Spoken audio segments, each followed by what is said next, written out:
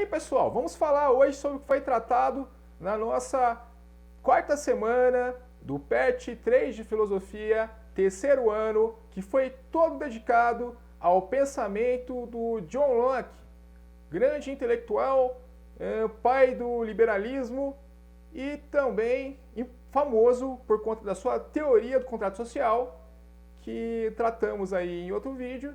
Se quiser saber mais, clique no card acima, na descrição do vídeo abaixo. Bora lá para as questões.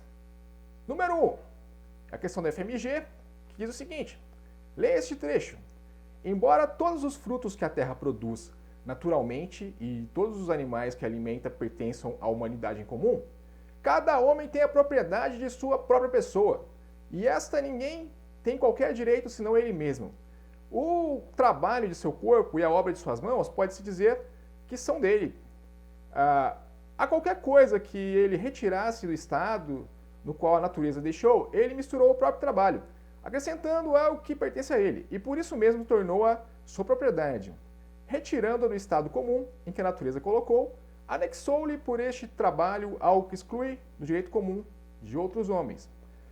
Segundo o Tratado sobre o Governo, John Locke, com base na leitura desse trecho e considerando outros conhecimentos sobre o assunto, redija um texto explicando como o justnaturalismo, corrente de que Locke é um representante, justifica a norma moral, não se deve roubar. Bom, primeiro explicar esse conceito aí, justnaturalismo, né? A junção de duas palavras, que é jus, que quer dizer direito, e naturalismo, né? Natural. Então, o John Locke é um dos maiores entusiastas desse conceito, né? Direito natural. Então, ele fala que é um direito, né, do indivíduo, a propriedade, né, que ele tem sobre o seu corpo e tudo que ele produz, né? É isso que está sendo dito no texto. Tudo que eu trabalho, que eu transformo das coisas no seu estado de natureza, passam a ser algo meu, porque foi eu que produzi, eu que criei, certo? Então, ele diz o seguinte: quando a gente transforma algo que está na natureza, isso vira uma propriedade nossa e deixa de ser um direito comum, tal qual era no seu estado natural. Então, o texto, ele pergunta, né, ele quer que você faça uma redação explicando por que não se deve roubar. A resposta é muito simples. Se eu, com o suor do meu trabalho, eu construí alguma coisa, eu comprei alguma coisa, eu tenho propriedade, eu consegui certos bens materiais, bem como o direito à vida, né, que é um direito natural também, né? Ninguém pode chegar e sair te dando porrada e, enfim, te matar. Isso tudo justifica, né, a ideia da propriedade privada, né? Privada porque é seu, e se é seu, ninguém pode pegar. Só que as pessoas, né, elas tendem a não ser assim tão de boas, assim. Elas, sem ter leis, normas para gerenciar as relações entre indivíduos, costuma acontecer alguns problemas que vão culminar na violação da propriedade privada. Por isso que surge o Estado é o que vai garantir que ninguém tome o que é seu. Escreva algo nesse sentido aí que vai ser sucesso, beleza? Bora para 2? A 2 é a questão da UEL, da Estadual de Londrina. E ela diz o seguinte: todo homem nascido com o direito à liberdade perfeita, em pleno gozo de todos os direitos e privilégios da lei da natureza, da mesma forma que qualquer outro homem ou grupo de homens no mundo, tem ele por natureza o poder não apenas de preservar sua propriedade, ou seja, a sua vida, sua liberdade e seus bens, contra as depredações e intentos de outros homens, como também de julgar e punir as violações dessa lei por outros. Sempre que qualquer número de homens se reúne à sociedade, de modo que cada um renuncie ao poder executivo da lei da natureza e confie ao público, então, e somente então, haverá sociedade política ou civil. Segundo o Tratado sobre o Governo, ensaio referente à verdadeira origem, extensão e objetivo do governo civil, adaptação, né, do John Locke na obra Dois Tratados sobre o Governo.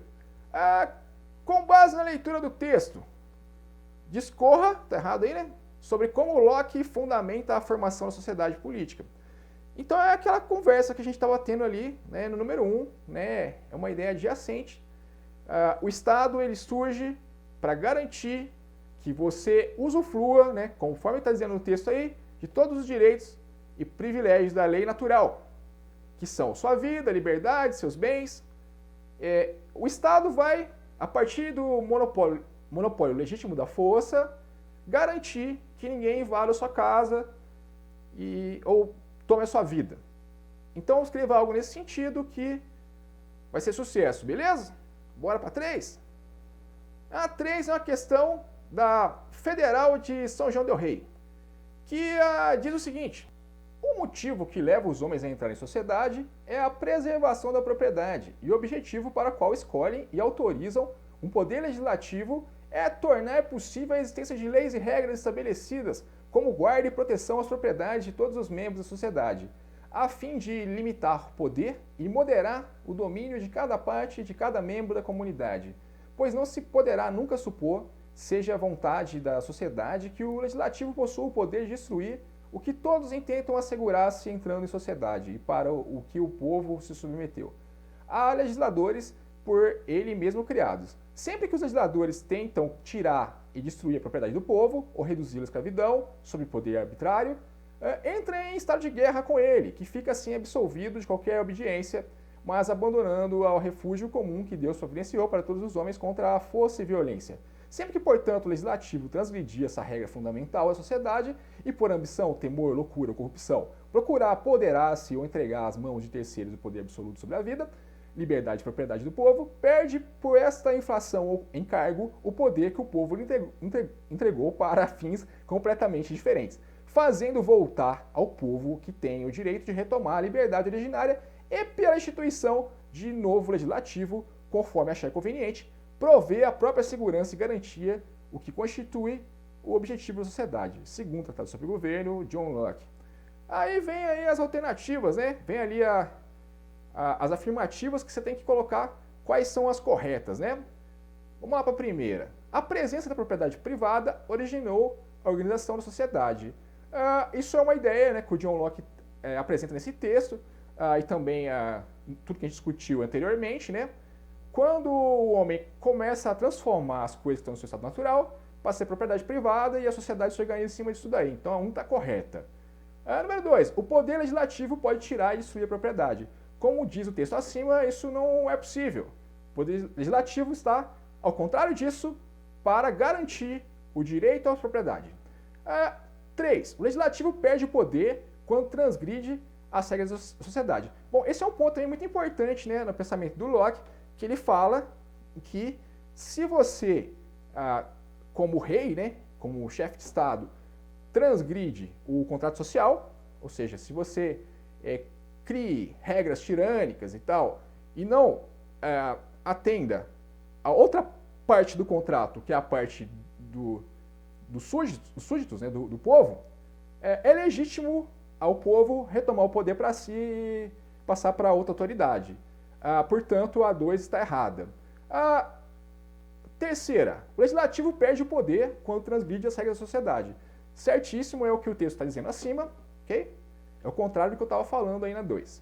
E é isso que corresponde ao pensamento do Locke. Quarto, o poder legislativo cria leis e regras para proteger as propriedades. Exatamente. O Locke diz que a sociedade é importante para garantir que a sua propriedade seja conservada. Ela no sentido mais amplo, né, que compreende inclusive a sua própria vida. 5. O poder legislativo tem poder absoluto sobre a vida, liberdade e propriedades. Não é verdade isso, tá? Ele está ali para garantir que esses direitos individuais sejam conservados. Então ele não tem poder absoluto. Ele tem que cumprir uma missão, um dever. Então está errado. Considerando as opções abaixo, a letra certa é a C de casa. 1, 3 e 4. Beleza, pessoal? Bora para 4?